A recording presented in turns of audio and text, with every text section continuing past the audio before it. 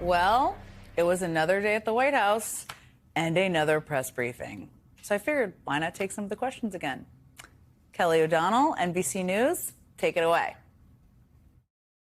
We're in hurricane season, and obviously there is great concern every year about the potential for that. Can you speak to how the president is planning to have the level of support, should it be needed, to be as it has been with a reduction in the workforce? And is he still comfortable with Administrator Richardson, who had talked, whether joking or not, about not being aware of a hurricane season for this country? Well, Kelly, first of all, suggesting the FEMA administrator may have been joking about not knowing what hurricane season is, which is, of course, what the White House said, feels like a generous interpretation, given that 4 people told Reuters it wasn't clear at all that he was joking. So how on earth could any president be comfortable with him, given hurricane season is now literally underway? Of course he can't be comfortable with him. But as for your question, there isn't a way in the short term for FEMA to have the support it had in the past. They literally don't have the manpower. FEMA has lost roughly 1/3 of its full-time workforce since Trump took office. Trump has been delaying approvals of emergency assistance needed for states for no reason at all. So probably no confidence and, yeah, reason to be concerned. Okay, Brian Schwartz, Wall Street Journal. Reuters was reporting that there is a letter that is meant to be sent to other countries, which would give these countries a deadline of Wednesday to produce their best offer on the trade matter. Why does the administration feel the need to send this letter? Okay. Setting aside the legality of these tariffs, which is a very important question, but it's also a question that's still being fought in court, the letter is bluster.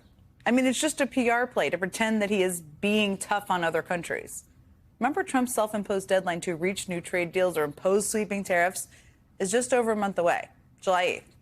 And while the Trump administration claimed that there would be 90 deals in 90 days, and Trump himself said he had negotiated hundreds of deals already, there have actually been a grand total of 0 official deals signed.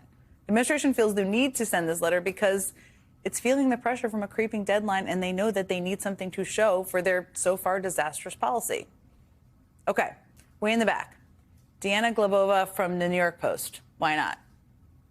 There's a report that Laura Loomer met with the vice president today. Can you speak to her relationship with the administration and if she's informally advising in any way? Well, Laura Loomer is advising enough that a meeting she had with Trump at the White House was promptly followed by the firing of a half a dozen national security officials that she recommended he get rid of promptly after the meeting. So, yeah, I would say that was unofficially advising, whatever you want to call it. Why was she meeting with Vance today? Honestly, who knows? Should we wait on a slew of firings? Perhaps. Who knows? But last question. One more. Time for one more. Fox News' own Peter Doocy. Take us away. How mad do you think President Trump is going to be when he finds out that Elon Musk said, "I'm sorry, but I just can't stand it anymore. This massive, outrageous, pork-filled congressional spending bill is a disgusting abomination. Shame on those who voted for it. You know you did wrong. You know it."